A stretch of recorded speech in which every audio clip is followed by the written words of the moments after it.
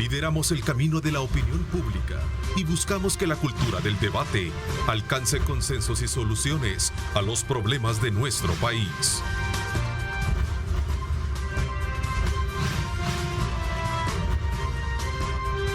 Diálogo con Ernesto López. Lunes 17 de mayo de 2021, ¿cómo están? Qué placer enorme saludarles a ustedes.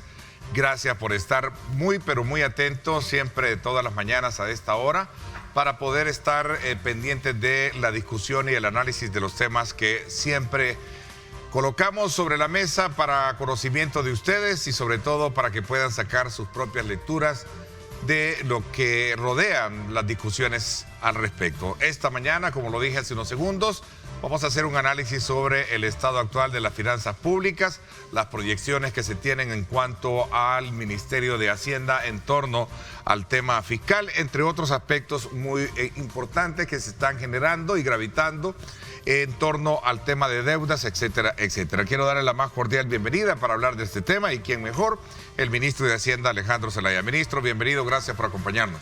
Muy buenos días, Ernesto, muy buenos días también a todos los salvadoreños que a esta hora de la mañana pues ya sintonizan tu espacio de entrevistas y como tú muy bien lo dices, hay mucha coyuntura de la cual hablar acerca de las finanzas públicas del país y con mucho gusto abordaremos todos esos temas, Ernesto. Voy a comenzar sobre todo al cierre del ciclo de declaración de renta para poder de alguna manera tener como punto de partida hacia dónde vamos a llegar con las proyecciones y números en términos fiscales. Entiendo de que ha habido precisamente una buena captación y declaración a partir de la rendición de renta de los para el mes de abril, Alejandro. Sí, de hecho, Ernesto, nosotros cerramos el mes de abril pues de manera muy optimista. Hemos recolectado un 25.8% más en ingresos tributarios generales, en general, que el año pasado. Respecto al año 2019 crecimos un 10.8%, casi un 11% respecto, digamos, de un año normal. Hay que recordarle a la población que todavía estamos en una etapa de recuperación de la pandemia. Nuestra economía no está totalmente recuperada. Hemos hecho nuestros primeros esfuerzos por reactivar la economía hasta octubre. Bueno, en agosto, si tú bien recuerdas, se abrió la economía, tuvimos reapertura y nosotros en el mes de octubre fondeamos el fideicomiso para la recuperación de las empresas salvadoreñas, que le daba vida el decreto 640 que emitió la anterior Asamblea Legislativa. A partir de ese momento hemos hecho esta inyección de liquidez a la economía salvadoreña y se han empezado a recuperar. Hablaba con la ministra de Economía, estábamos a niveles de recuperación de un 90% de los empleos perdidos, por ejemplo.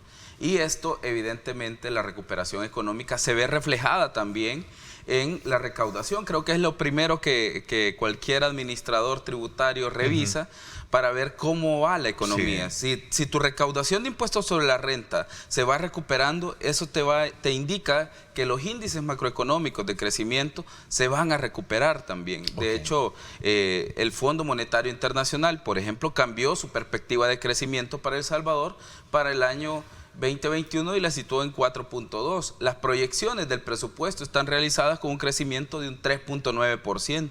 Entonces, hay calificadoras de riesgo como Fitch, por ejemplo, que establece que nosotros vamos a crecer un 5% este año. La previsión que tenía el Banco Central de Reserva también fue modificada a finales de marzo por los indicios que vamos teniendo acerca del crecimiento. Entonces, el Banco Central, que había dicho vamos a crecer 3.9%, luego ha situado su proyección de crecimiento entre un 5 y un 6% al final de este año. Nosotros esperamos que incluso esas proyecciones las podamos superar, pero dependerá mucho también de cómo se va comportando la economía. Bueno, creo entonces no haberme equivocado, comenzar precisamente hablando sobre ese, digamos, ese eslabón de toda la estructura fiscal del país.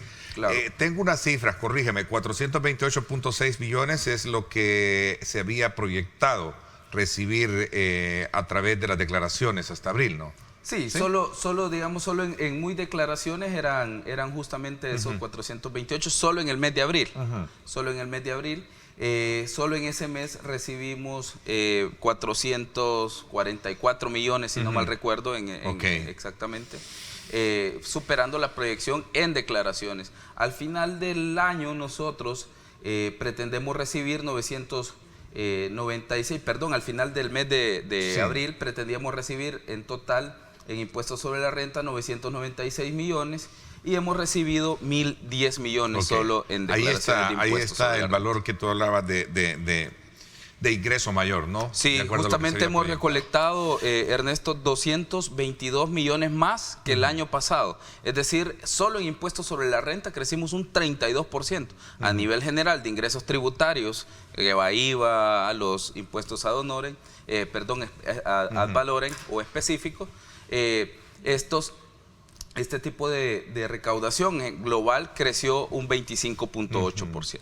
Ok, esto significa de que la economía en términos de resumen, como tú lo decías para cerrar este capítulo, en términos económicos es que ha habido una dinámica, ¿verdad?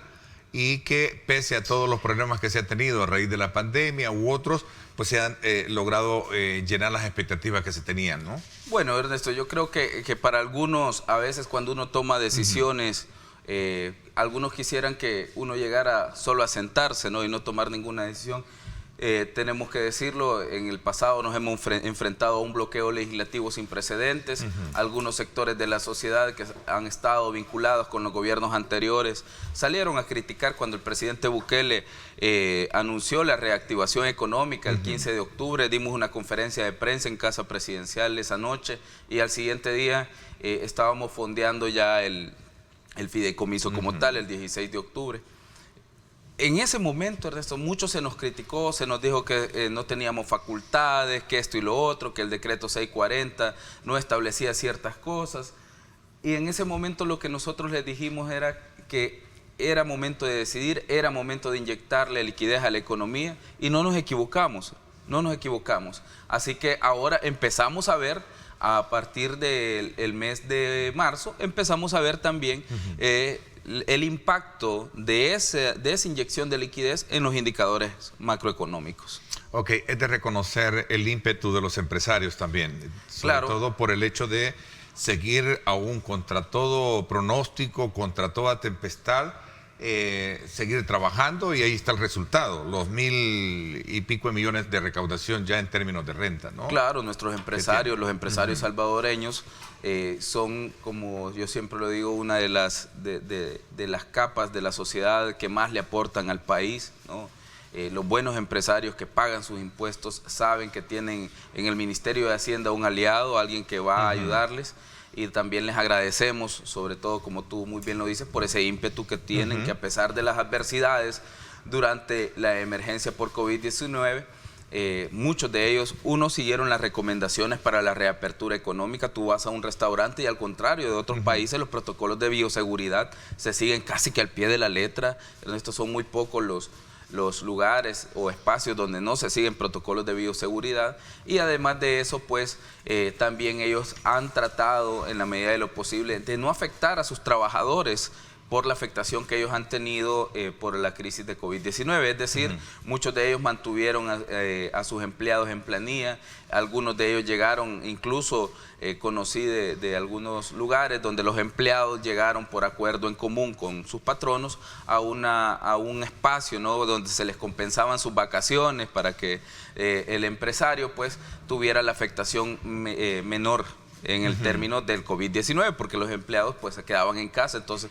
muchos de ellos llegaron a un acuerdo con sus jefes de que se les dieran las vacaciones en ese periodo y así se les reconoció y luego continuaron en la reapertura económica y creo que eso es de resaltarlo siempre, el ímpetu y la buena voluntad con la que el empresario salvadoreño ha enfrentado la crisis por COVID-19. Estamos hablando de un ministerio amigable, en términos, y que no se me vaya a malinterpretar, en términos de poder establecer métodos que generen una mejor capitalización de esa relación entre el empresario que, bueno, rinde sus cuentas, rinde sus ganancias, paga sus impuestos, y no esa percepción, no sé si la palabra es correcta, de terror o miedo que se tiene en algún momento. No, Alejandro. claro, Ernesto, nosotros... O sea, obviamente tenemos dos tipos de empresarios, ¿verdad? El empresario bueno, responsable, que ama su país, y tenemos otros que también están ahí, desde luego, con los problemas de evasión y otros aspectos de irresponsabilidad fiscal, que lo hemos visto, ¿no? Tal cual, Ernesto, tú lo has planteado muy bien. Hay dos clases de personas. Nosotros no perseguimos empresarios, nosotros perseguimos evasores de impuestos, y no lo vamos a dejar de hacer porque evidentemente es un mandato que tenemos de ley. El Código Tributario es claro, sobre todo en el artículo 23, ¿no? También las facultades que tiene el Ministerio de Hacienda son facultades inalienables, es decir, no pueden dejar de ejecutarse las tareas de persecución de la evasión fiscal, porque entonces caemos en el delito de omisión de funciones. Entonces, nosotros con el empresario, siempre lo hemos dicho, tengo muy buena relación, por ejemplo, con gremiales como Coexport, como Casalco, de hecho con la presidenta de Coexport, pues... a cada rato nos estamos llamando porque hay una dinámica también. La directora, Silvia. La directora presidenta de Coexport, que es Silvia Cuellar. Con ella pues tenemos una muy buena relación porque vemos temas de aduana, vemos temas de impuestos internos. Entonces la dinámica con ellos quizás es de las más cercanas. Pero todos los empresarios en general, Ernesto, nosotros no hacemos una distinción entre empresarios pequeños o grandes. ¿No hay ningún tipo de persecución fiscal, no? Claro, producto de una persecución política? Claro que hay una persecución, pero elevación fiscal. Y el que debe de tener miedo es el evasor de impuestos. De ahí todos los empresarios que pagan sus impuestos, que cumplen con todas sus obligaciones de ley, nosotros los tratamos, como siempre decimos en el Ministerio de Hacienda, nosotros los tratamos como nuestros clientes VIP, porque eso es lo que son. Un usuario VIP del Ministerio de Hacienda que nos ayuda a financiar todos los programas que nosotros llevamos a la población. Y eso, Ernesto, debe de destacarse, porque todos estos esfuerzos financieros que los empresarios hacen para pagar sus impuestos, ahora sí se ven reflejados en obras que pueden tener los salvadoreños para sus necesidades. En el pasado no se persiguió la evasión, en el pasado no se fue a buscar esos flujos de financieros que estaban saliendo del país hacia paraísos fiscales en muchos de los casos, y ese es el resultado de no tener seguridad en nuestras comunidades, el desabastecimiento de medicamentos en nuestros hospitales, una red hospitalaria en franco deterioro como estaba en el pasado. En cambio ahora tú puedes ver una red de hospitales moderna, que todavía tenemos mucho por hacer. Claro que sí, todavía hay mucho por hacer en materia de seguridad.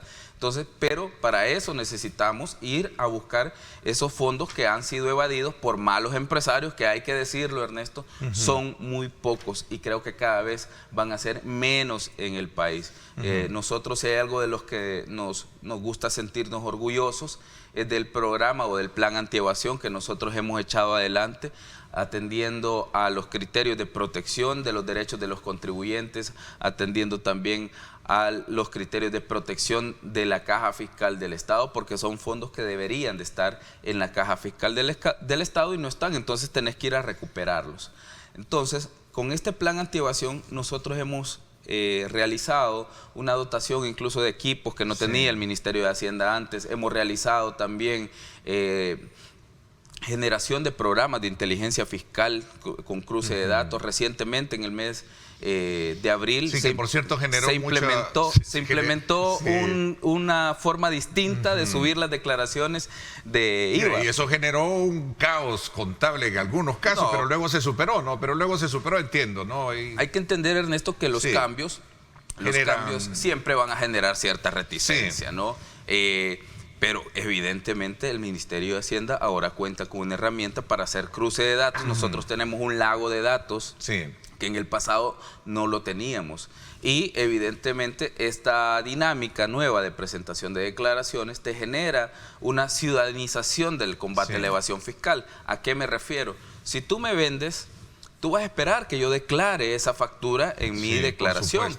Entonces, al subir los dos, nuestros libros de IVA, tu venta y yo mi compra, al hacer el cruce, el Ministerio de Hacienda te va a poder llamar y te va a decir: señor Ernesto López, el señor Alejandro Zelaya no declaró esta factura que que usted está poniendo como una compra. Le pido que modifique su declaración y ¿tú qué vas a hacer? Me vas a llamar a mí y me vas a decir, Alejandro, yo voy a dejar de comprarte porque tú estás en problemas con el fisco y yo con el fisco siempre he estado pues completamente sano y no quiero tener un problema por tu relación comercial conmigo. Entonces, ¿qué es eso? Ciudadanización de la evasión fiscal o del combate a la evasión fiscal. Nos ayudan, los mismos empresarios nos van a ayudar a que el contribuyente que no cumple con sus obligaciones, pues va a tener un mayor riesgo reputacional porque nadie va a querer tener operaciones comerciales con actores este de justicia fiscales seríamos como actores, ¿verdad? Correctamente. Promotores de hacer una justicia. Es decir, yo sí pago, pero tú también debes de pagar. Debes pagar porque si en la medida que tú no pagas, no solo estás evadiendo impuestos, sino que estás generándome un daño. El IVA no se paga, sino que se transfiere, es un impuesto de transferencia. Correctamente, Solo para hacer la aclaración. justo por eso, porque en el caso del IVA no es un impuesto que pague el empresario, es un sino dinero que le corresponde al Estado. Correcto, por eso es que son de los delitos más delicados que nosotros tenemos en materia de evasión fiscal, porque eso es apropiación indebida, básicamente es un robo, pues, porque el contribuyente solo debería de trasladarlo. Por eso te decía yo que si en este contexto de la política como se ve hoy en día y de todos estos cambios y modalidades que se están generando, no había una persecución política ocupando a Hacienda como un instrumento de perseguimiento también. De ninguna forma. Nosotros hemos sido muy claros. Creo que al inicio del plan antievasión, creo que fue cuando más estuvimos escuchando ese tipo de rumores.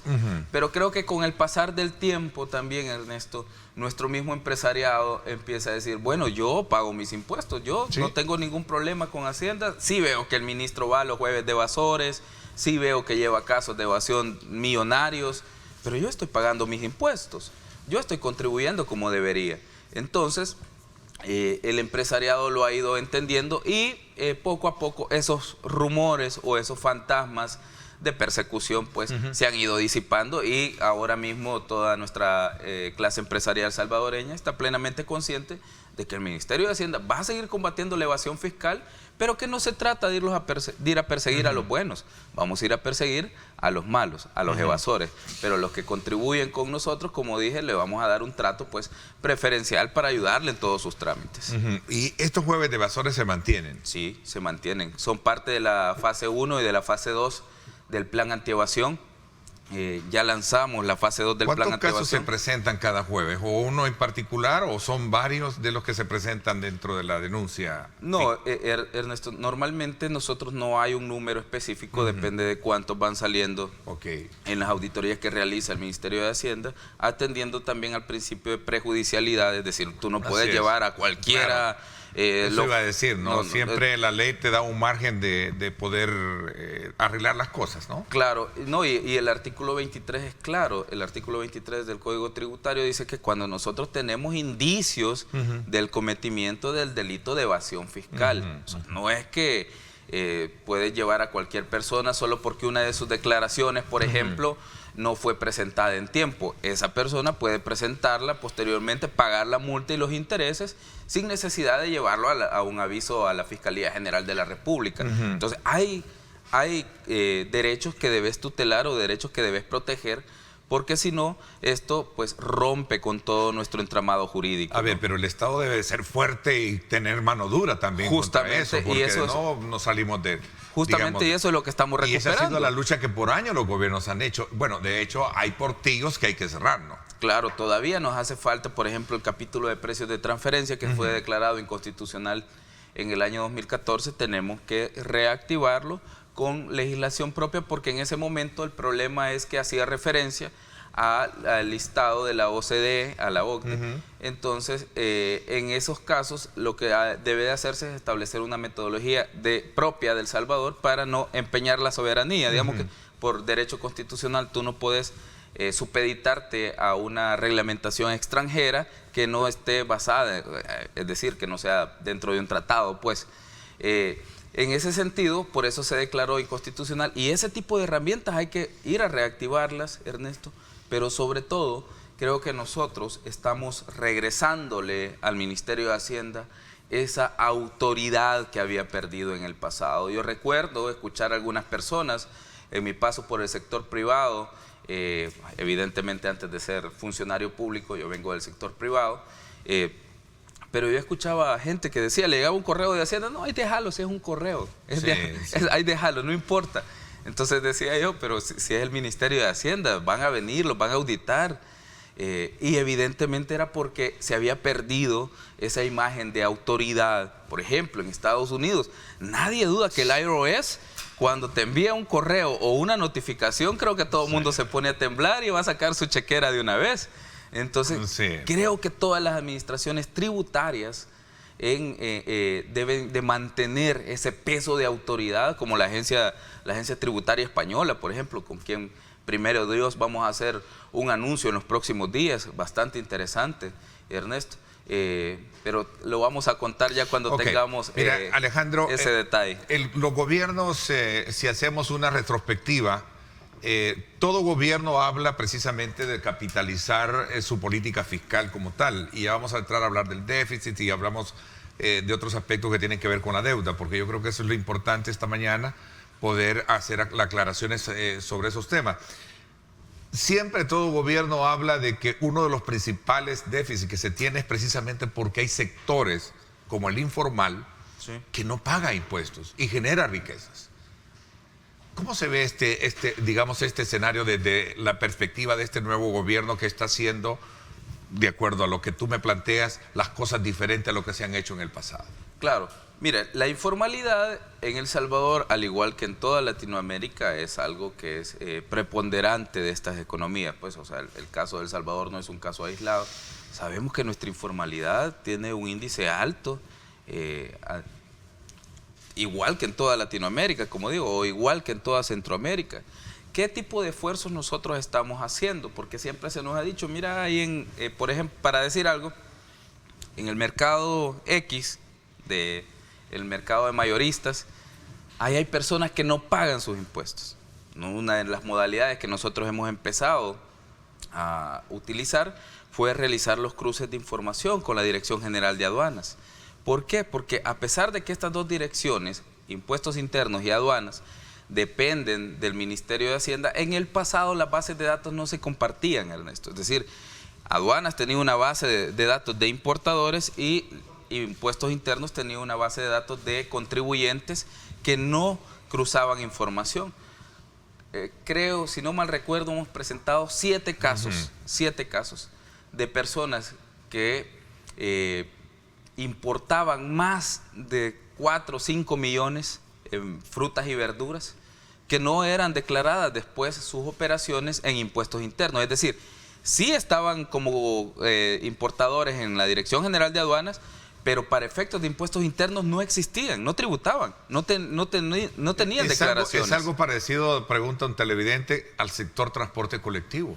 Es probable, el sector transporte colectivo también tiene un alto grado de informalidad, y que evidentemente nosotros lo que tratamos de hacer ahora es hacer ese cruce de información con otras instancias, como por ejemplo la Superintendencia del Sistema Financiero, porque si tú tenés en tus cuentas bancarias 4 o 5 millones y en tus declaraciones de impuestos sobre la renta o tus declaraciones de IVA tenés factura cero, ¿de dónde estás sacando esa plata? ¿De dónde están saliendo esos flujos de efectivo? Probablemente tú vengas y nos justifiques con un contrato de crédito y nos digas, mire, los 4 millones que usted ve en mis cuentas bancarias son o provienen de un crédito que me acaba de dar el Banco X. Ah, bueno, no hay problema. El tema será cuando tú no tengas documentos para justificar de dónde está saliendo toda esa plata, de dónde están saliendo esos flujos de efectivo. Lo mismo pasa con estas personas que sí importan 17, 20 millones al año en la Dirección General de Aduanas, pero cuando vas a ver sus declaraciones de impuestos sobre la renta, tienen valores cero, es decir, no han facturado nada. Sí. Entonces, sí tenés que pagar el impuesto de aduanas, los que son los aranceles, pero también tenés que pagar los impuestos internos como IVA o el impuesto sobre la renta. Y al no tener esa congruencia entre los dos datos, nosotros pues lo que hacemos es iniciar una auditoría y si vemos que existe un comportamiento recurrente del contribuyente, pues él incurre probablemente en el delito de evasión fiscal y tenemos que presentar el aviso ante la Fiscalía. Este gobierno, esta administración este trabajo que tú tienes al frente tú eres el recolector del Estado. Tú eres el recolector del Estado. El cobrador, como El dicen. cobrador, como decimos allá en mi pueblo. Va a pasar por llevar una política de cero tolerancia, me decía. En el tema de multas, estaba oyendo la semana pasada, por cierto, una diputada, Dania, estaba hablando sobre iniciativas que busquen de alguna manera, en el caso del sector transporte, poner orden. Claro. Ahí hay multas, por ejemplo, y hablaba precisamente del tema de multas. Claro, y creo que es importante, Ernesto, no solo por el tema, evidentemente nos alegra. Ahí tienes una buena... Porque hay recaudación, ¿no? Sí, una buena recaudación. Hay recaudación. Pero más allá de eso, creo que hay que recordar que este país, históricamente, o por lo menos en los últimos años, nos hemos convertido en un país con muy poca cultura vial de respeto. Y, de acuerdo, sí. Evidentemente los accidentes que están provocando algunas personas que no siguen las reglas de tránsito, luego nos dejan a nosotros con gente en hospitales. Sí.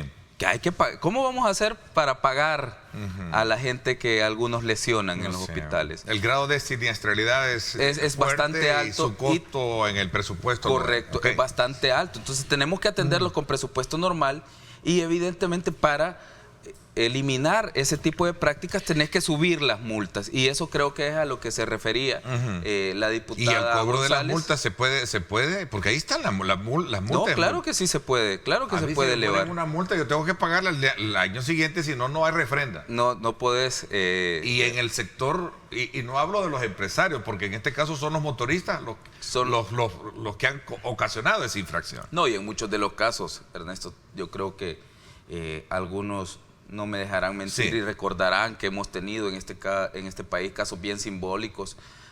Yo recuerdo una señora en el parque infantil que le tiró el autobús viéndole enfrente el conductor. Entonces, son casos que deben de ejemplarizarse. Claro. Pero el fondo de la discusión es el tema de la recaudación. De la recaudación y del capital. Nos puede ayudar muchísimo para sostener ese tipo de actividades de nuestros hospitales, de nuestros gestores de tráfico. El programa de gestores de tráfico lo paga el Estado, pues. Entonces, para ese tipo de cosas nos puede servir y es una muy buena herramienta.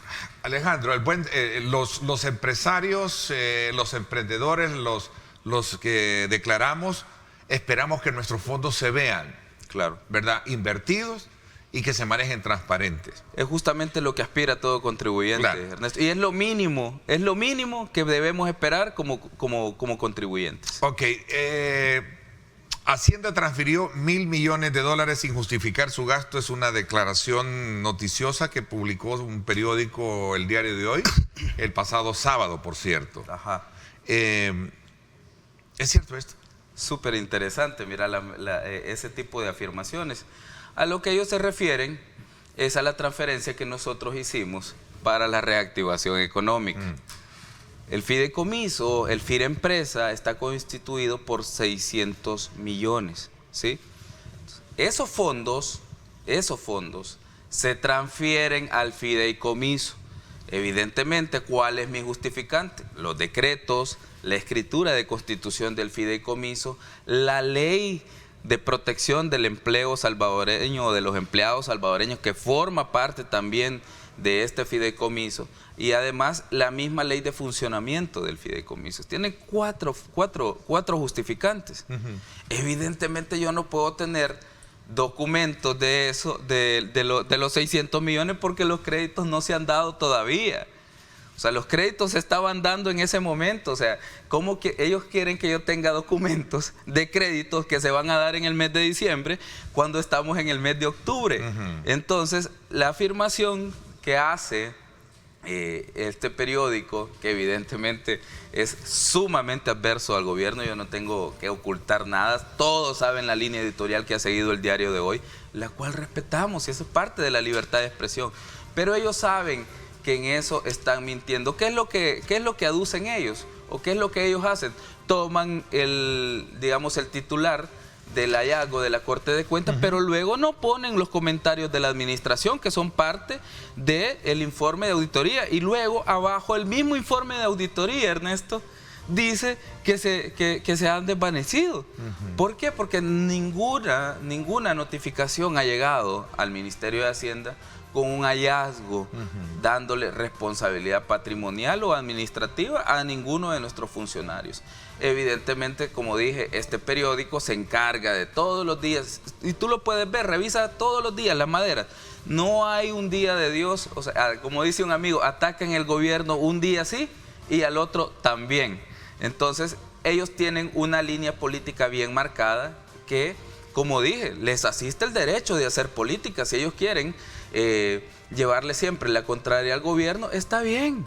Nosotros no tenemos ningún problema con ellos. Lo que sí vamos a hacer nosotros es siempre salir a desmentirlos, porque no vamos a permitir que, así como hicieron en el pasado, se le mienta a los salvadoreños. Los fondos están ahí, si no, ¿con qué plata le dieron a los prestatarios o a los usuarios del fideicomiso sus préstamos? ¿Con qué plata le dieron a todos los usuarios del fideicomiso sus subsidios para pagar media planilla? No hubiera forma. Todo está haciendo uso de nuestras facultades legales. Claro, a este periódico le hubiera gustado muchísimo que nuestra economía estuviera quebrada, que nuestros empresarios estuvieran pasando un mal momento, que hubiera gente en las calles protestando contra el gobierno por el mal manejo de la reactivación económica. Y eso es lo que les ha dolido, Ernesto. Que por fin hubo alguien que ha tomado decisiones valientes, como lo ha hecho el presidente Bukele, en momentos decisivos y con una visión de largo plazo. Eso es lo que les duele, porque sus aliados, sus ex amigos, ya no tienen oportunidad de manosear los fondos estatales como lo hicieron en el pasado, como con los fondos FECEPE, que eran también en materia de económica, los infocentros, el defalco que se hizo en los infocentros, todos lo recordamos, o ya no. Los desfalcos que se hicieron con el Banco Multisectorial de Inversiones, si tú lo recuerdas, incluso hay una persona de apellido Angelucci que está siendo procesada por todos esos desfalcos. La ex vicepresidenta de la República, Ana Vilma Escobar, por los fondos FECEPE, fue señalada por los fondos FECEPE. También fue señalado Edwin Zamora, si no mal recuerdo, entre otras personas allegadas al Partido Arena, que eran, ¿verdad?, los paladines de la transparencia y del buen manejo de los fondos públicos para el diario de hoy en el pasado. Y tras esta supuesta información, como tú lo calificas, ¿no hubo restricciones de Hacienda hacia la Corte de Cuentas? Jamás lo han habido. Jamás lo han habido. De alguna manera tener toda la auditoría. Hay un titular ahí que dice que se les negó el acceso durante 26 días. No, mentiras. Había una oficina, y esto quiero que quede muy claro, había una oficina en la que ellos estaban que tuvo problemas eléctricos. Hacienda ya tuvo un precedente de la Torre 3, si tú te recuerdas, cuando se quemó. Entonces yo le dije a los auditores, los vamos a mover y los vamos a poner en otra oficina. Y se les puso en otra oficina. Si no, ¿cómo terminaron entonces el informe de auditoría si les negamos el acceso? Ya terminaron el informe, presentaron resultados, no hay hallazgos. Entonces, claro, la oficina en la que originalmente estaban no podían estar porque había un cortocircuito, una desgracia. Dios no lo quiera, ¿quién iba a ser el responsable?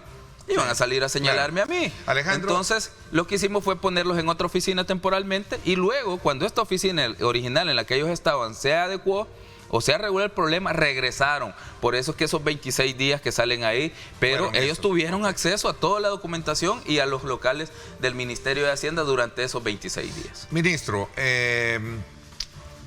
la Asamblea Legislativa aprobó recientemente nuevos préstamos. La oposición calificó la iniciativa y la aprobación como una mala decisión por el hecho de seguir concurriendo con el tema de deuda. ¿Cuál es la opinión que tiene usted al respecto y cuáles son aquellos aspectos a considerar también dentro del acercamiento y las pláticas que se tienen o se van a tener con el Fondo Monetario Internacional?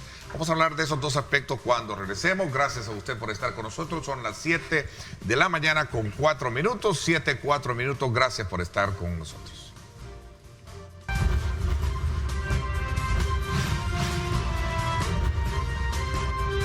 Diálogo con Ernesto López. Estás viendo Diálogo con Ernesto López.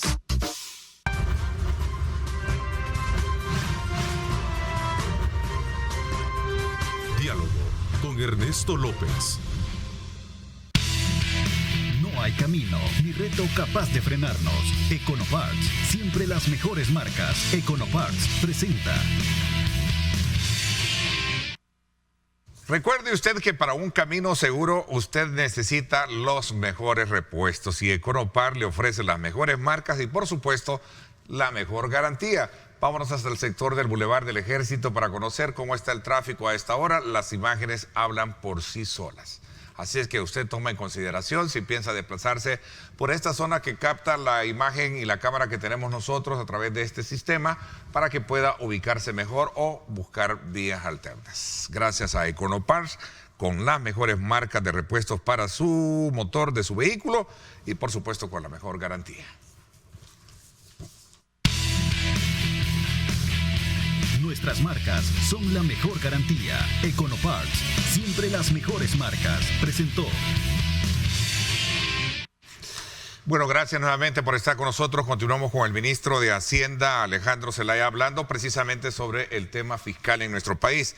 Pasemos a otra área de análisis en esta etapa de la entrevista, ministro.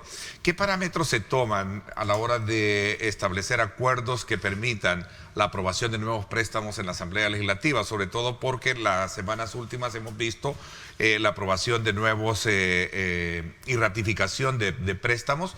Y esto de alguna manera trae consigo la postura crítica de la oposición al sostener que el país sigue endeudado y lo siguen endeudando la bancada de oficialista. Bueno, Ernesto, lo primero que hay que recordar es cómo nosotros recibimos este país. A mí me sorprende que Arena y el FMLN se deshagan en críticas y críticas ahora mismo de la deuda que se está adquiriendo o de las operaciones que se están aprobando en la Asamblea, cuando ellos dejaron a este país sin obras y endeudado, porque así lo recibimos, sin obras y endeudado. La contribución especial a la seguridad ciudadana que se pagó durante 5 años, desde 2015 hasta el año 2020, porque venció en el 5 de noviembre de 2020, durante 5 años más o menos se recolectaban entre 130 y 150 millones al año, es decir, en 5 años pudieron haber sido 750 millones que nunca se vieron reflejados en seguridad. Eso en teoría era para invertir en el Plan El Salvador Seguro, pero resultados del Plan El Salvador Seguro eran 23 homicidios diarios. No creo que sean resultados satisfactorios para el financiamiento de un plan, y si es que verdaderamente se estaba invirtiendo. Entonces, ¿qué es lo que le molesta a la oposición? No es que se aprueben, a la oposición no se molesta, Ernesto, por el tema de la deuda. Lo que le molesta es que las operaciones que se están aprobando van a dar resultados y también han sido soportadas con los resultados que hemos tenido en las primeras fases del Plan Control Territorial. Era para esas áreas, pero fueron 1.530 millones los que justamente se solicitaron de Hacienda. Te quisiera exponer cuáles fueron. Se aprobaron en primera instancia, pero se aprobó la OPD del BESI, que es una operación para financiar la brecha del presupuesto, es decir, estaba aprobada por los diputados de la legislatura anterior, solo era ratificarlo, nada más, por 250 millones a una tasa de 2.62%, que son de las tasas más, digamos, menos favorables, porque aún así es sumamente concesional, es una tasa de 2.62% a un plazo de 20 años y 5 años de gracia.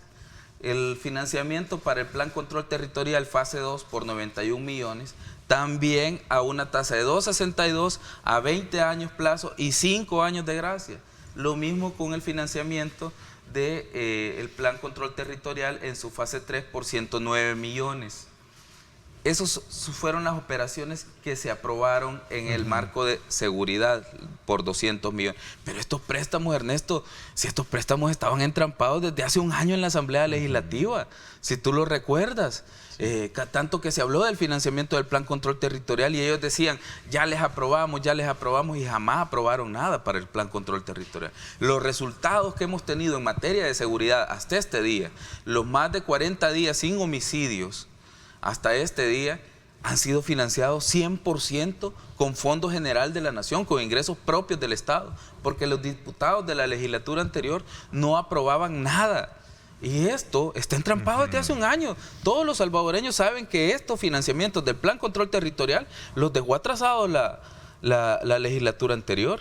Y no ¿Fueron notificaciones algunos? ¿Fueron 11, de 11 peticiones, cuántos fueron 7. notificados? 7, ok. 7, se quedaron 4 operaciones, que son las 4 operaciones que están relacionadas con la política de primera infancia. Pero te quería terminar de describir cuáles fueron los otros créditos que se aprobaron, porque se aprobó también un crédito que solo está garantizado, que es para el BFA por 20 millones con el BID a una tasa de 2.75%. Es decir, el Estado salvadoreño no va a pagar esos fondos, sino que los va a pagar el Banco de Fomento Agropecuario, porque ellos son los que van a dar los créditos a nuestros pequeños agricultores, y cuando los pequeños agricultores vayan pagando sus cuotas, pues estos le irán regresando al BID la cuota que le corresponde. Esa operación fue por 20 millones, y también con el BID aprobamos una operación de 45 millones para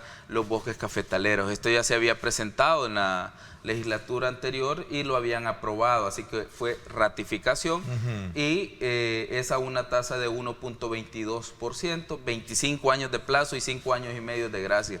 O sea, yo no sé si estaríamos de acuerdo, Ernesto, pero alguien me decía a mí que cómo podíamos llamar nosotros préstamo a una operación que nos da 25 años de plazo y nos da una tasa de interés de un 1.22%. Es 1.2% de interés. O sea, es una facilidad de... O sea, solo en inflación en otros países, gracias a Dios nosotros tenemos problemas de inflación tan graves por la dolarización o por nuestra moneda, pero solo en inflación esos puntos porcentuales que nos da la operación ya se hubiera terminado, o solo sirve para pagar el precio de la inflación en otros países. Es 1.22%, y este es el tipo de financiamiento que estamos trayendo a El Salvador. Ese tipo de operaciones son las que se opone la oposición. Nos dijeron durante la pandemia: ministro, están tomando deuda demasiado cara, están colocando CETES a 7.5 y colocaron bonos a 9.5. Pues hombre, ahora llevamos operaciones por 200 millones. El crédito o la operación del Banco Mundial para Desarrollo Local por 200 millones está entrampado. Se empezó a negociar en el año 2017 con el gobierno del FMLN, y es hasta ahora que nosotros lo estamos desentrampando. ¿Y sabes por qué no lo aprobaron o no lo ratificaron en la Asamblea Legislativa? Por una simple razón: el crédito tenía la modalidad que las obras se hacían en los municipios y los fondos los manejaba centralizado FIDL. A personeros del Banco Mundial le dijeron en el seno de la Comisión de Hacienda, algunos diputados de Arena, eso no lo vamos a aprobar. ¿Por qué? Porque nosotros lo que queremos es que los alcaldes manejen los fondos. Entonces les dice los personeros del Banco Mundial: miren, pero por diseño y por ahorro administrativo, por economía de escala, por transparencia y por rendición de cuentas, lo mejor es que la ejecución de las obras sea en los municipios, sí, descentralizada, que ellos elijan cuáles son los perfiles o las carpetas que se van a hacer, que ellos digan: a mí lo que me hace falta es un puente, una cancha o la obra que les haga falta, pero la ejecución o la construcción se van a contratar desde el FISDL, de manera centralizada, que es algo que es similar a lo que hemos hecho nosotros ahora con el nuevo FODES. Ahora, ¿qué es lo que dijeron ellos? No. Porque a nosotros nos interesa que los alcaldes manejen los fondos. Y hablando de fondos, ¿habían fondos para entregar el FODES antes de las elecciones, como en algún momento se dijo también? Ernesto, tú tenés, mira, en las cuentas bancarias tú vas a encontrar dinero. Ok. Pero ¿qué vas a pagar? ¿Vas a pagar los salarios o vas a pagar el FODES? ¿Vas a pagar los insumos de los hospitales o pagas el FODES? ¿Vas a pagar la energía eléctrica del Hospital El Salvador? Por orden de prioridades, pago las necesidades básicas de los salvadoreños, salud. Hemos sido, correcto. Entonces, eso es lo que nosotros hicimos como Ministerio de Hacienda. De hecho, algunos nos criticaron y dijeron: ¿de dónde se sacan esa facultad de priorizar el gasto? Y yo les decía a algunos abogados, incluso en la misma Comisión de Hacienda, les decía: miren, la misma resolución 1/2017 que declaró inconstitucional el presupuesto del año 2017, si tú creo que tú recordarás esa resolución, porque fue muy sonada en su momento, que declaró inconstitucional el presupuesto. Esa misma resolución dice en uno de sus apartados que el ministro de Hacienda no solo tiene la obligación de administrar la caja, tiene la obligación de priorizar los gastos a fin de que las afectaciones en situaciones de crisis no suspendan, dice, derechos que son más fundamentales que otros. El derecho a la vida es más fundamental que el derecho, por ejemplo, a la economía, porque digamos que el FODES pues, se invertía o se puede invertir en obras, ¿no? Entonces es un derecho, digamos, económico. Entonces el derecho a la vida es un derecho más importante que el derecho a la economía o los derechos económicos. Entonces, ¿qué tú tienes que hacer? Priorizar tu gasto de tal suerte que el Estado asegure salud, asegure que se está protegiendo la vida antes que proteger los derechos económicos, que sí son importantes, pero no son más importantes que esto. Ministro, entonces, la aprobación de esto e incurrir en más deuda no compromete más al país. Y son proyecciones, todas estas operaciones. ¿Cómo está la deuda hoy en día? Ya 82.6%. tenemos márgenes, obviamente no es lo óptimo, pero... Cerramos el año pasado, y esto es importante, Ernesto. Nosotros el año pasado cerramos con un nivel de brecha de 89.1. 88.5, perdón. 88, casi el 90%. No, 88.5. Okay. Y tú me preguntarás, bueno, ministro, si cerraron con 88.5, ¿por qué usted ahora me viene a decir que el nivel de deuda país es 82.6? Bajó. Entonces tú dices, ¿pero cómo es posible? Claro, porque cuando tú reactivas la economía, tu PIB empieza a crecer. El Producto Interno Bruto crece. Crece, obviamente. Entonces, evidentemente, nosotros lo que estamos haciendo, Ernesto, en este momento, tomamos operaciones de crédito para reactivar nuestro país. Las ponemos a disposición de la economía y esto inmediatamente tiene un efecto de crecimiento. Así es como los países crecen. No hay ningún país, por ejemplo, la Alemania post Segunda Guerra Mundial, ¿cómo se levantó?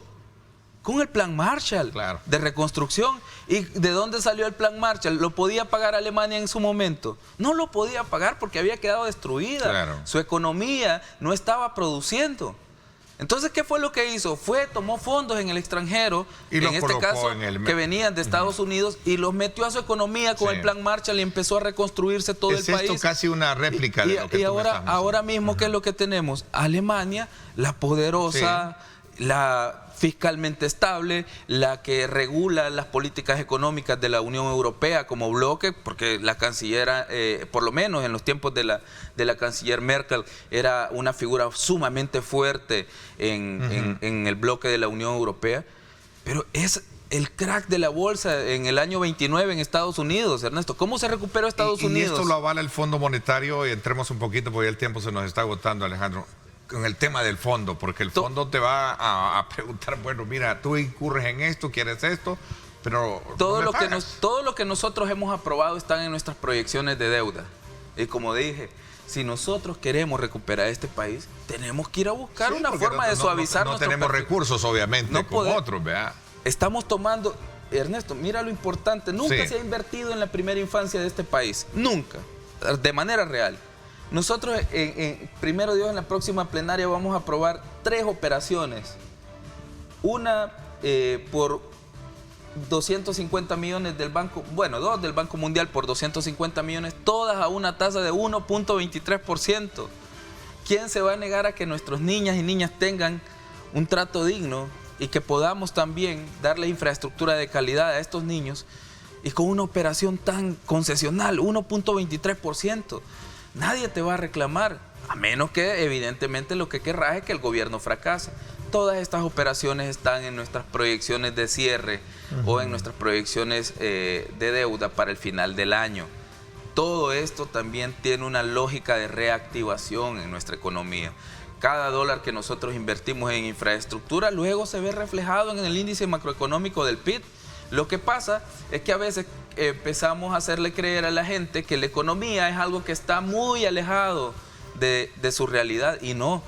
La economía, Ernesto, no es el Producto Interno Bruto, no es los índices. La economía es el movimiento real que tenemos en el día a día en la sociedad salvadoreña. Y luego esta se ve reflejada en los índices. Pero primero tenemos que reactivarlo. Estamos suavizando nuestro perfil de deuda, estamos tomando multilaterales que no se le dan a ningún otro país porque tenemos credibilidad y tenemos la confianza de nuestros buenos amigos de los organismos multilaterales, si no, ninguna de estas operaciones se pusiera a disposición del país. Ya se le pregunta a alguien acá, ¿se le pagó a los diputados el salario del mes pasado?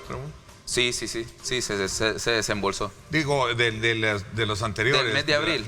Sí, se les desembolsó con la carta que Mario Ponce nos mandó diciendo que él se hacía responsable de todas las supuestas plazas fantasmas. Le tocará al expresidente de la Asamblea Legislativa y a toda su junta directiva enfrentar la investigación por las cerca de más de 1.200 plazas fantasmas y también por los cerca de 75 millones defalcados en esos 3 años, si resulta cierta las denuncias, Ernesto. Voy a aprovechar el último cierre y todavía me quedo con el sabor a otros temas. ¿No se proyecta elevar el IVA o sí se proyecta elevar el impuesto al valor agregado? He sido rotundo y claro con eso. No vamos a incrementar el IVA. Fue mi primera posición con el Fondo Monetario Internacional. De entrada les dije, señores, el IVA no está en negociación. Vamos a hablar sobre medidas de ingresos, del combate a la evasión fiscal, factura electrónica. Hablemos sobre algunas retenciones en fuentes que son acreditables ese mismo mes, el mismo mes de la retención. Hablemos sobre el gasto público y de cómo estabilizarlo. Pero no vamos a hablar de incrementar el IVA porque eso va a afectar a la gente. Y la primera premisa que el presidente Bukele me dio a mí cuando me nombró ministro es: ninguna de tus decisiones debe afectar al pueblo salvadoreño. Hay decisiones difíciles que tomar, sí, pero procura que en ningún momento se vea afectado nuestro pueblo porque para eso me eligieron presidente y esa es la línea estratégica que yo sigo. Ministro, le agradezco la madurez para la apertura de dialogar, de abordar, tratar y responder precisamente todas las inquietudes que creo que esta mañana ha sido muy provechosa para conocer el estado de las finanzas del Estado, las proyecciones que se tienen y sobre todo las acciones que hay que hacer para poder fortalecer la base tributaria en el país. Gracias, Ernesto, y gracias, como te lo decía, extracámara, las preguntas muy pertinentes, sobre todo porque, como yo siempre te lo he dicho, hubiera querido asumir en otras condiciones, que este país hubiera sido distinto. Más bonancible, ¿no? Más bonancible, con un país no tan endeudado, sin problemas de evasión fiscal. Pero no fue así. Nos toca a nosotros enfrentar estos problemas y es nuestra responsabilidad también decirle a la población cómo se encuentran las finanzas públicas. Muchas gracias. Éxitos en lo que viene por delante y de antemano también felicidades por el recién cumpleaños que tuviste. Gracias. Cada día pues nos sentimos más viejos, Ernesto. 34 años, voy a ser infidente, decirle, bien joven, ministro, 34 años. Ya ni tanto. Bueno, gracias. Pero bueno, gracias. Gracias, nos vamos a la pausa y regresamos con la segunda parte del programa. Gracias, ministro.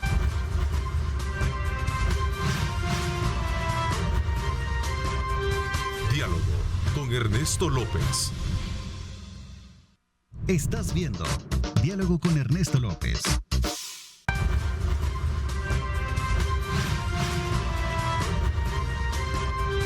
Diálogo con Ernesto López.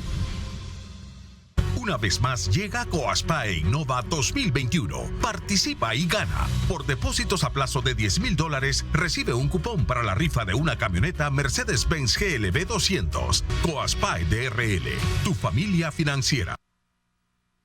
Bueno, quiero decirle a usted que puede participar y ganar con una promoción, pero muy, muy interesante que tiene Coaspae Innova. Recuerde que por depósitos a plazo fijo de $10,000 más $100 en aportación, usted recibe un cupón para participar en la rifa de una camioneta Mercedes-Benz GLB 200. Así es que desde ya usted tiene esa opción, pero también hay otra, que por abrir un ahorro programado Innova con $100 y $100 en aportación, usted recibe también otro cupón para participar en la rifa de un vehículo tipo sedán Mercedes-Benz A180. Ahí está la participación que usted puede tener para que pueda ganar con Coaspae Innova. Una vez más llega Coaspa e Innova 2021. Participa y gana. Por depósitos a plazo de $10,000, recibe un cupón para la rifa de una camioneta Mercedes-Benz GLB 200. Coaspa DRL, tu familia financiera. Bueno, gracias nuevamente por estar con nosotros a esta hora de la mañana. Vamos a la segunda parte del programa para tratar otro tema y hacemos un giro con relación a lo que estábamos hablando del tema fiscal. Vamos a trasladar precisamente con la secretaria adjunta del partido FMLN, Karina Sosa, y también diputada electa al Parlamento Centroamericano. Gracias, buenos días, Karina, ¿cómo está? Buenos días, Ernesto. Un gusto estar compartiendo con usted y, por supuesto, con la población salvadoreña que está pendiente de su entrevista. Bien, gracias. ¿Cómo está el FMLN, trabajando y viendo la actual coyuntura del país? Comencemos primero para tener un poco el margen de lo que viene y, por supuesto, de algunos temas puntuales como tal. Sí, antes que nada yo quiero agradecer a esa cantidad importante de población salvadoreña que nos dio su respaldo en la pasada elección, permitiéndonos tener la representación legislativa que en este momento tenemos y también permitiéndonos tener las alcaldías que hemos logrado sacar en la pasada elección y por supuesto también una representación en el Parlamento Centroamericano. Estamos hablando de cerca de 300,000 salvadoreñas y salvadoreños que decidieron darnos su apoyo en la pasada elección. Y por supuesto queremos decirles a ellos y al país entero que tenemos una gran responsabilidad y compromiso con ellos y con todos los demás. Como siempre ha sido nuestro actuar como partido, asumimos los momentos con responsabilidad, con madurez. Este no es un momento sencillo, pero lo hemos asumido así y queremos reiterar en esta oportunidad que vamos a seguir trabajando en función de los derechos de las y los salvadoreños. Y justamente en ese sentido, Ernesto, en este momento como partido, por supuesto todos los partidos, me imagino, han tenido su momento de evaluación y reflexión de lo que fue la pasada elección y el resultado de la misma.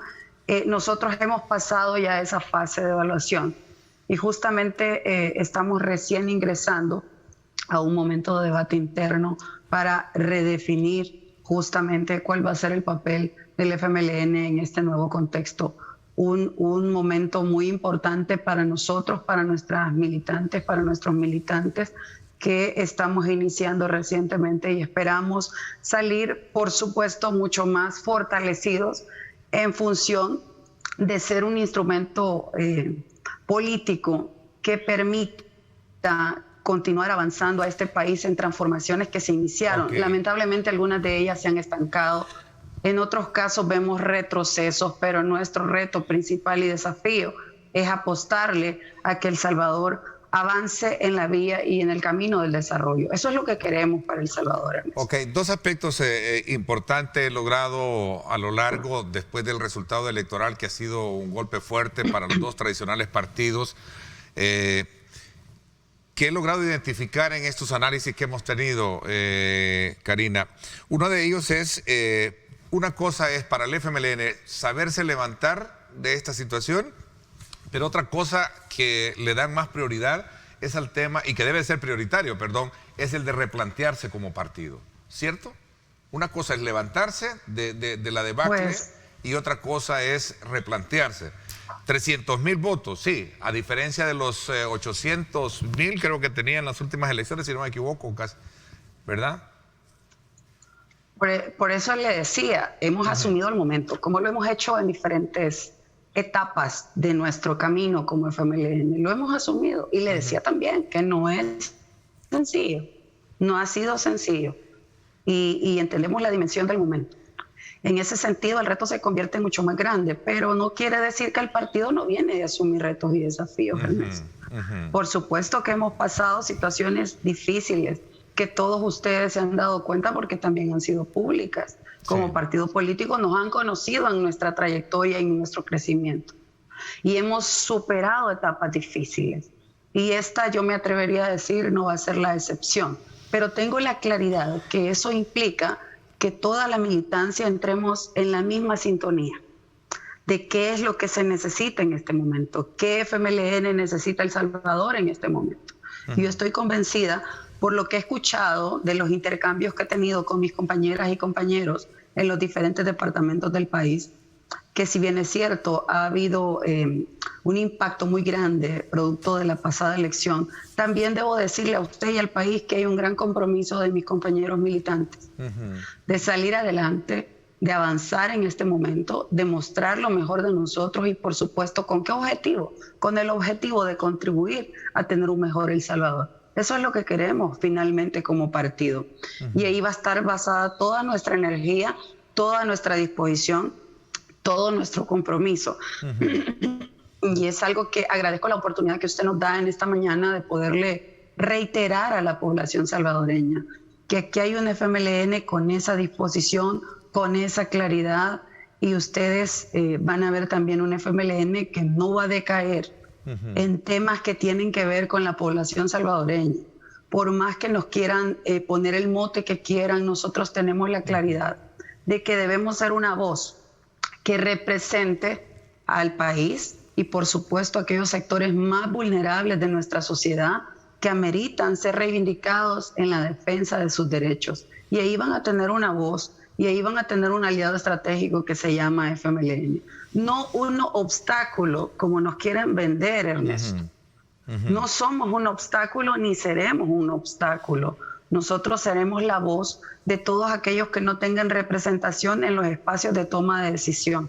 De hecho, tenemos una representación en la Asamblea Legislativa que, aunque la han querido etiquetar de irrelevante, discúlpeme, uno pudo haber sido, uno, como mi caso en el Parlacen, una. Pero tengo voz, pero pienso, pero tengo un corazón conectado con el pueblo. Igual mis compañeras y compañeros. No importa el número, importa el compromiso. Y en función de eso, pues, el tema de la construcción de la nueva estrategia que estamos definiendo, pues, por supuesto, se convierte en algo sumamente clave de cara al país. Interesante. ¿En qué consiste esa estrategia? Porque hay algunos analistas, Karina, que sostienen que el FMLN va a tener que tomar una medicina bastante amarga a su interior para evitar o menguar ese agotamiento de ser una opción política más en el país. ¿Es esto, digamos, una opción casi única que ven algunos analistas para poder comprender el rol que debe de jugar de ahora en adelante el partido como tal? ¿Comparte usted esto? Mire, yo debo decirle una cosa. Estrategia en este momento estamos trabajándola y construyéndola. Pero debo decirle algo que sí es muy claro, y es como 2 y 2 son 4. Si usted hace las mismas cosas, va a tener iguales resultados. Sí. Definitivamente usted tiene que hacer cosas diferentes para tener resultados diferentes. El contexto, el momento requiere que tengamos la suficiente agudeza, precisión, claridad de qué es lo que debemos de hacer para dar unos resultados diferentes. El país, por supuesto, que nos ha dado un mensaje importante, al cual no somos sordos, lo hemos escuchado. Y la mejor forma de decirles que lo hemos escuchado es demostrarlo. ¿Y cómo lo demostramos? Por supuesto que hay que trabajar en aspectos diferentes, hay que asumir una responsabilidad mayor, hay que entender qué es lo que nos quisieron decir algunos, y también hay que entender el componente que se le puso ahí de salsa por parte del actual partido del gobierno, que fue la dosis del odio, que también es algo que no podemos dejar de lado, Ernesto. Hay cosas que son propias, pero hay cosas que son externas de las que yo no me puedo echar la culpa. Y eso queremos dejarlo en claro al país. Entendemos que hay aspectos que debemos mejorar, entendemos que hay aspectos que debemos de tomar en consideración para hacer una oposición mucho más contundente y que vaya justamente al encuentro de las necesidades de la población salvadoreña y sobre todo de reivindicar sus derechos y de acompañarlos en la exigencia de los mismos. Pero hay aspectos en los que yo no puedo decir fue culpa nuestra y que todavía lamentablemente siguen latentes. Ejemplo de ello es la entrevista que usted acaba de terminar. La escuché.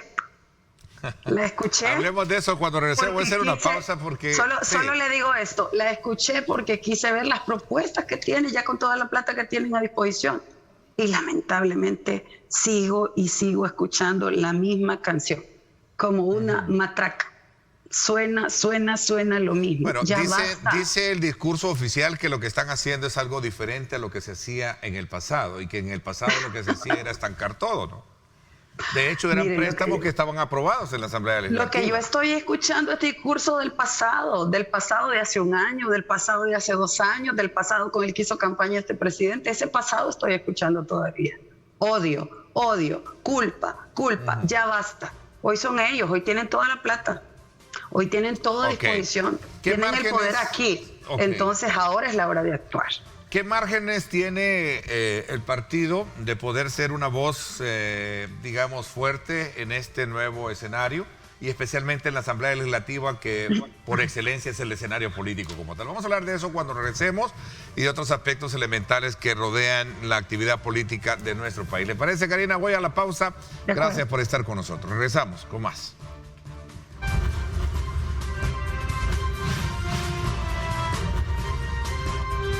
Diálogo con Ernesto López. Estás viendo Diálogo con Ernesto López.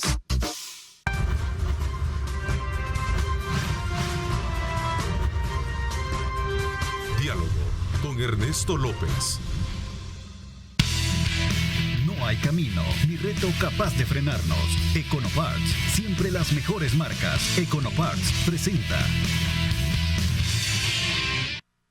Recuerde usted que para un camino seguro usted necesita los mejores repuestos, y en Econoparts usted tiene las mejores marcas y la mejor garantía.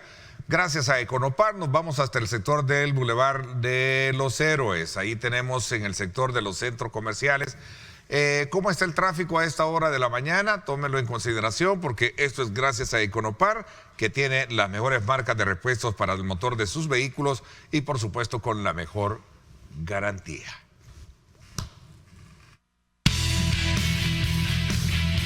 Nuestras marcas son la mejor garantía. Econoparts, siempre las mejores marcas. Presentó. Continuamos conversando con Karina Sosa, secretaria adjunta del partido FMLN y también diputada electa al Parlamento Centroamericano. ¿Cómo piensan incidir con con este número de votos que tienen de representación, legislativa en la Asamblea Legislativa, Karina? Decía, sobre todo cuando se trata de evaluar lo que se ha hecho en las primeras, quizás creo 2 o 3 sesiones plenarias que hemos tenido, y en la que en algunos casos el FMLN, la fracción, ha acompañado con sus votos, y en otros desde luego se ha opuesto.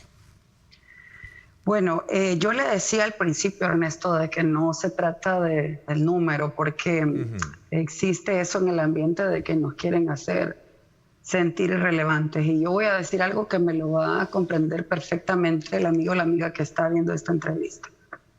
Usted está en un espacio, en su trabajo, en su comunidad, en cualquier lugar, en donde usted tiene la oportunidad de expresar su opinión. Y usted puede ser escuchado y acompañado, independientemente que solo sea usted quien esté planteando esa posición. ¿Pero de qué depende? Del argumento que usted plantee, de la seriedad con la que aborda el tema que está planteando. Y también el saberse desprender de cuestiones personales y de estar tratando de sembrar ese sentimiento de odio en el que encapsula un planteamiento. Usted lo que tiene que hacer es actuar con madurez, hacer planteamientos con contundencia, hacer planteamientos que tengan sustentos y que por supuesto estén apegados a la realidad y que vayan al encuentro de transformarla no negativamente, sino positivamente. El pueblo salvadoreño, ¿qué es lo que nos ha dicho a la clase política? A toda la clase política. Que el pueblo pone y quita, de acuerdo, pero el pueblo quiere respuestas a sus grandes problemas. Y en eso deberíamos de estar concentrados todas y todos, procurando construir alternativas de solución a los grandes problemas del país. Eso es lo que quiere la gente. Porque si usted se da cuenta qué es lo que no ha parado, por más que se oculten las cifras, la migración, el tema del desempleo en este país, la falta de acceso al agua potable, el tema de la inseguridad. Es que hoy ya no son números de muertos, sí, pero por favor no me ignore la cifra de desaparecidos. que es algo importante, que de lo que no se dice nada. Unos dan una cifra, otros dan otra, no sabemos al final cuáles son, pero existe esa situación y ese problema. Eso es lo que quiere escuchar la población. Entonces usted me dice, ¿qué va a hacer la bancada con la representación que tiene? Insisto, no es el número, son las propuestas, son los planteamientos, son los argumentos. Es acompañar, como lo hemos hecho y lo seguiremos haciendo y lo estamos haciendo desde este momento, acompañar a las comunidades en sus demandas. Estoy hablando de la palabra demanda, no obstáculo, como suele relacionarse últimamente, sino demanda como exigencia de un derecho. Si es una palabra que no tiene que darnos miedo, tenemos por qué demandar si somos salvadoreños con derechos, aunque, lamento decir, el sistema de derechos en este país, la institucionalidad del país está más sepultada que antes del 1 de mayo. Y eso es algo que no puedo dejar de mencionar. Es lamentable todas esas decisiones atropelladas que se han tomado bajo el argumento de hacer las cosas diferentes. Discúlpeme, si ese es el argumento, en base a lo que ellos señalan, pues las están haciendo peor de lo que ellos han dicho que han hecho otros. Y eso no puede ser, porque aquí hay un país en el que existimos muchos salvadoreños y salvadoreñas, todos tenemos derechos, independientemente de las diferencias que tengamos, independientemente si tenemos o no una opción política preferencial, independientemente de cualquier cosa. Aquí hay derechos que deben respetarse. Aquí hay una institucionalidad que debe resurgir de ese cementerio donde la enterraron el 1 de mayo. El FMLN no, cosas... la fracción, perdón, voy a correr un poco en el tiempo, perdón Karina, voy a correr un poco en el tiempo. No me había dado cuenta, qué rápido ha pasado. Sí, la fracción del FMLN va a seguir oponiéndose, como dice la bancada CIAN, por oponerse, o va a ser consecuente también con los proyectos que se están planteando de buscar ser más efectivo y corregir lo que a lo mejor estaba estancado con iniciativas. Una de ellas es, por cierto, comenzar de nuevo con todos aquellos dictámenes que, por cierto, se habían aprobado en las comisiones respectivas. Todos se mandaron ya al archivo, creo que en su mayoría. Utilizar el parámetro de lo que dice la bancada CIAN no lo voy a hacer porque suena a una tendencia ya inclinándonos a hacer obstáculos. Pero han habido votos consecuentes también. Creo que exactamente, por eso es que le digo, no voy a partir de lo que diga la bancada CIAN porque eso ya es ponernos en una tendencia negativa a nosotros, lo cual no es cierto, Ernesto. Okay. Se lo planteaba desde el principio de la entrevista y se lo reitero. No se van a oponer por oponer. No, piedra en el zapato, no. Lo que vamos a hacer es una voz de exigencia y se lo dejo en claro aquí a todo el país. Lo que no esté correcto no nos van a callar, lo vamos a decir, pero no lo vamos a decir solo por decirlo. Siempre va a ir acompañado, como ha sido nuestra costumbre, con alternativas de solución. Porque eso es lo que quiere la gente. El dime que te diré, ya basta, ya los tenemos hartos. La campaña ya pasó y se lo digo a todas las fuerzas políticas, incluyendo a la mayoritaria en el Parlamento. Ya no discursos de campaña, córtenla. Ahora es el momento de actuar. Tienen todas las posibilidades de hacerlo, no hay por qué quejarse, ya lo tienen todo. Hagan, actúen, trabajen. Esa es la exigencia que vamos a hacer nosotros como partido y claro, no vamos a estar solo hablando, vamos a estar proponiendo, vamos a estar tratando de que se construya sobre la base del derecho, que a muchos no les gusta, porque aquí no es la base del derecho la que prima ahora, sino que ahora es la voz del presidente la que prima en los 3 órganos de Estado. Bueno, y hasta en las alcaldías. Y van a querer llevar las alcaldías también al ritmo del presidente. Un momento. Aquí hay más salvadoreñas y salvadoreños que también tenemos opiniones, que también tenemos derechos y se van a respetar. Y nosotros como partido trabajaremos sobre la base de propuestas, argumentos, pero no vamos a dejar de seguir insistiendo en el respeto a los derechos humanos de la población. ¿Cómo ve el No vamos a FMLN? dejar de insistir en el tema de la transparencia, no vamos a dejar de insistir en el tema de la evasión, de evadir, o mejor dicho, combatir el tema de la corrupción, que no se evada, sino que se ataque. Nosotros vamos a seguir haciendo planteamientos, por supuesto, contundentes en ese tema. Y claro que son temas que no le gustan a la gente. Y son temas por los cuales le dicen que usted se convierte en la piedra en el zapato. Lo siento mucho. Nuestro trabajo va a ser propositivo y va a ser en ese sentido. por más que quieran querer, valga la redundancia, hacernos sentir irrelevantes, no, fíjese que no nos sentimos irrelevantes. Nos sentimos suficientes para acompañar al pueblo en la exigencia de sus derechos. ¿Cómo? Y por supuesto también entendemos la preocupación de la comunidad internacional. A eso iba. ¿Cómo ustedes están planteamientos. viendo el tema de la cooperación y las relaciones internacionales con el caso de Estados Unidos, que han habido desde luego ciertas confrontaciones? Vemos cómo ven ustedes el examen también que se le pasa al tema de la cooperación con China, que por cierto fue durante la administración del gobierno de ustedes que se logró establecer esa, pese a todo el concierto de oposición que se generó. Vamos a hacer un examen en los minutos que nos quedan y me quedo desde luego con la disponibilidad para más adelante estar con más tiempo y hacer este abordaje de estos temas. Voy a la pausa, no me cambie y regresamos.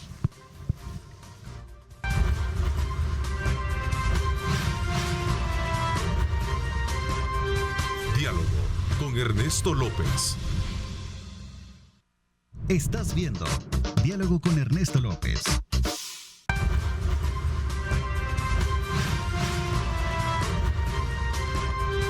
Diálogo con Ernesto López. Gracias nuevamente por estar con nosotros. Karina, me decía de que les preocupa el tema de las relaciones de cooperación que tiene actualmente a raíz de la crisis ocurrida a partir de la destitución de los cambios que se generaron en la Sala de lo Constitucional y también en la Fiscalía General de la República. Sí, y no están en la base del aire estos señalamientos de la comunidad internacional, Ernesto, que El Salvador ha hecho en el concierto internacional. No podemos ignorar, ni puedo dejar de mencionar, que independientemente del gobierno que esté en turno, El Salvador ha asumido desde hace muchos años compromisos en el concierto internacional. A la hora de suscribir, de firmar, ratificar tratados internacionales, acuerdos, pactos, El Salvador como país se compromete a cumplir. Y se compromete que si no cumple, por supuesto que va a tener sanciones. Y dentro de ellos está, por supuesto, el respeto a los derechos humanos, a la institucionalidad del país y al Estado de Derecho. O sea, que no es que si le guste al presidente en turno del país, no, es que son compromisos de El Salvador que se deben de cumplir. Entonces, la comunidad internacional, al ver lo que sucedió el 1 de mayo en la instalación de la Asamblea Legislativa, la forma en que se dan las cosas, por supuesto que yo no les voy a contar lo demás, todos ustedes vieron, las alertas se encendieron a nivel del mundo alrededor de El Salvador. ¿Y eso qué impacto tiene al salvadoreño que me está viendo ahorita seguramente en algún comedor desayunando porque está iniciando su jornada de trabajo, a quien está en cualquier espacio en su casa? Pero ¿y a mí qué? Pues les voy a decir que sí tiene que ver con ustedes, que la política y las decisiones sí le llegan hasta la mesa de su comedor. Cuando su familiar toma la decisión de irse del país es porque la política le está llegando hasta ahí. Y nosotros los políticos debemos de atender esas situaciones y entender. La comunidad internacional está preocupada y dice, El Salvador está retrocediendo. Alerta, El Salvador está retrocediendo. Por favor, gobierno de El Salvador, preste atención a su actuar, que no es acorde a lo establecido en el marco internacional y mucho menos a su legislación interna. Respétela. Pero eso no le gustó al presidente. Y yo lamento decirle al presidente que antes que él llegara ya El Salvador tenía compromisos. Y cuando él se metió a competir bajo las reglas del juego de la democracia, porque él así es presidente, bajo las reglas del juego de la democracia, en el marco de una institucionalidad establecida, así llegó a ser presidente, él aceptó también esos instrumentos internacionales. Cuando quedó de presidente aceptó cumplirlos. ¿O escucharon ustedes que en campaña dijo, me voy a salir, voy a deshacer todos los pactos y convenios en los cuales El Salvador ha participado y ya no los voy a cumplir? No, los asimiló, los asumió y tiene que respetarlos, sobre todo por los salvadoreños, pero también porque es un compromiso internacional. Y yo no quiero creer, Ernesto, amigas y amigos que nos escuchan, que este gobierno se ha propuesto entrar al juego de las grandes potencias, de la geopolítica. Y cotizarse en medio de las grandes potencias. No es esto lo que necesitamos los salvadoreños. Los salvadoreños necesitamos, en primer lugar, que exista una política exterior, que yo no la veo, Ernesto. Yo no veo que exista una política exterior. O sea, no hay una definición lamentablemente, clara. no, vamos a la improvisación con el tema de las relaciones internacionales. Y eso al final impacta y afecta a los salvadoreños. En primer lugar, yo quisiera que construyeran una política exterior. En segundo lugar, que entendieran para qué son las relaciones internacionales. Por supuesto que cada país es soberano de tomar las decisiones que quiera en materia de políticas públicas, en materia de legislación. Nosotros y el mundo, cada país son soberanos y somos soberanos en tomar las decisiones. Pero eso no quiere decir que nos vamos a desentender de los compromisos y responsabilidades que El Salvador tiene en el marco del concierto internacional, que más allá de quedar bien con cualquier país o con cualquier potencia, tiene que ver con los derechos de los salvadoreños. Pero yo no quiero creer que El Salvador está entrando a ese jueguito de que me cotizo con uno, me cotizo con otro, trato de hacer lo que quiero, porque al final lo que se debe buscar es que en el marco del respeto con el resto de países a nivel mundial, en ese concierto internacional, logramos tener las mejores relaciones en beneficio de nuestro pueblo salvadoreño. Y aquí viene el punto, Estados Unidos. Usted sabe la posición del FMLN en relación al actuar y a las políticas que Estados Unidos ha tenido. Eso no ha cambiado y lo dejo en firme. Lo que sí debo decirle es que nos preocupa, y lo hemos dicho cuando éramos oposición, cuando éramos gobierno, y ahora no tengo ningún problema en repetírselo nuevamente hoy que somos oposición. Creemos que se debe de trabajar y fortalecer las relaciones en beneficio de ¿quién? Mío, no Ernesto, suyo. En beneficio principalmente de la comunidad salvadoreña que está radicada en ese país. Es que allá vive la mayoría de población salvadoreña. Casi, bueno, a estas alturas yo me atrevería a decir, a ojo de buen cubero, que ya estamos llegando a los 3 millones en ese país. Pero en el resto de países también hay comunidad salvadoreña. El FMLN recomienda fortalecer la relación. Ok, ¿el FMLN recomienda cuidar esa relación? El FMLN lo que ha dicho cuando éramos oposición, lo que ha dicho cuando éramos gobierno y lo que dice ahora que somos oposición es que las relaciones internacionales a El Salvador le deben servir para fortalecer los derechos de la población salvadoreña y por supuesto fortalecer la relación con el resto de países del mundo en un marco de respeto. Yo te respeto, me respetas, pero sin ir con las manos vacías. Yo tengo que tener una política exterior. Yo tengo que saber cómo me voy a manejar con el mundo. Yo tengo que también plantearle al mundo mis prioridades y no caer en el juego de las grandes potencias en el que lamentablemente está cayendo El Salvador en este momento. De supuestamente cotizarse sin tomar en consideración los derechos de la población salvadoreña. Me preocupan los salvadoreños en Estados Unidos. Mi solidaridad con los de la Alianza por el TPS. Han estado en una huelga de hambre hasta el 30 de abril y este gobierno no dijo nada. Se me quedó... absolutamente nada. Ok. Y yo debo decirles de que...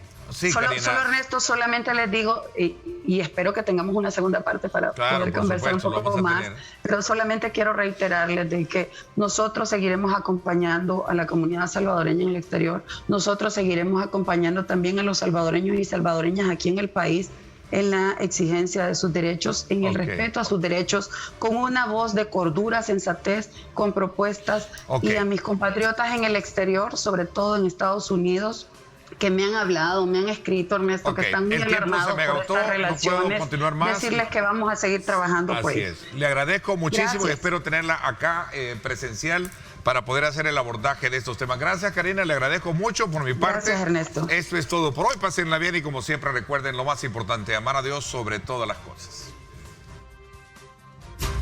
Lideramos el camino de la opinión pública y buscamos que la cultura del debate alcance consensos y soluciones a los problemas de nuestro país.